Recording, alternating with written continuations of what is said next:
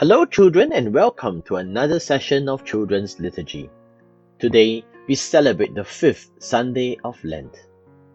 Let us listen to the Gospel reading. A reading from the Gospel of John, chapter 8, verses 1 to 11. Jesus was teaching in the temple when the Pharisees brought a woman to stand before him. "This woman has been caught doing something wrong, and the law says that she should be stoned," they said. "What do you think?" they asked because they wanted to trick Jesus.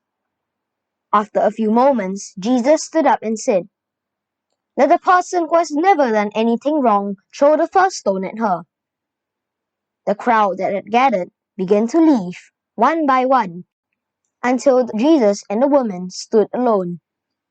Jesus said to her, "Has anyone thrown a stone at you?" "No, sir," she answered. "Then I have forgiven you," he said. "Now go and make a fresh start." How many times have you gone to your parents to complain about what your brother or sister had done wrong? Like not putting away the toys after use, or using the device to play games when they were not supposed to, or that they had snatched away your toys while you were playing with them. In school, have you ever approached your teacher and reported about a classmate who had done something wrong?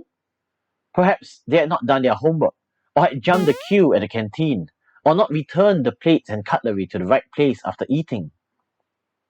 Sometimes we report these to our parents and teachers to see how they would react or how they would punish the culprit for their wrongdoing.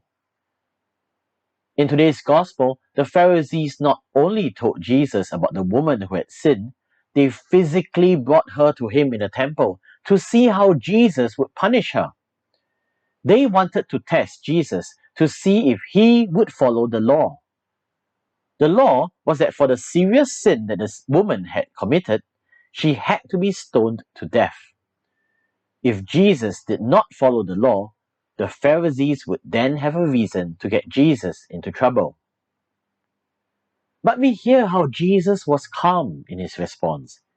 He waited a while before telling everyone in the temple that the person who had never done anything wrong can be the first person to throw the stone. At this response, we hear how everyone, including the Pharisees, left the area one by one, for there was no one there who could claim that they had never done anything wrong before. In the end, only Jesus and the woman were left. Now, do you know that there was one person in that temple who could have thrown the stone to punish the woman? Do you know who this person is?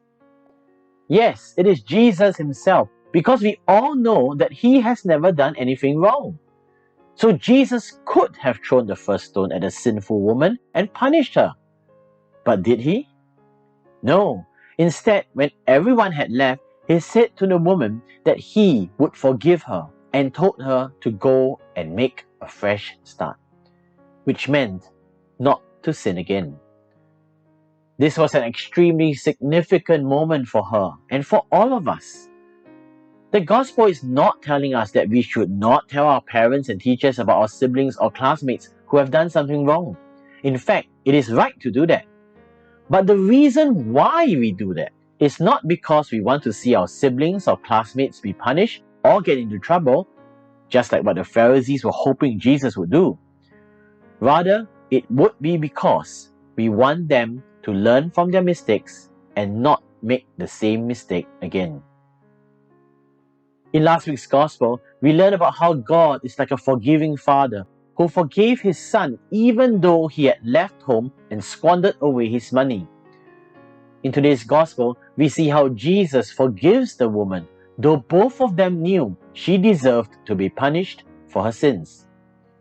But not only does Jesus forgive her, he tells her to make a fresh start and reminds her not to sin again. My dear children, as we prepare to enter Holy Week and commemorate the passion, death, and resurrection of Jesus, let us remember today's Gospel, that God knows that we have sinned. He knows that we deserve to be punished. But because of His grace and mercy and His great love for us, He chooses to forgive us and gives us an opportunity to make a fresh start. More importantly, He wants us not to sin again.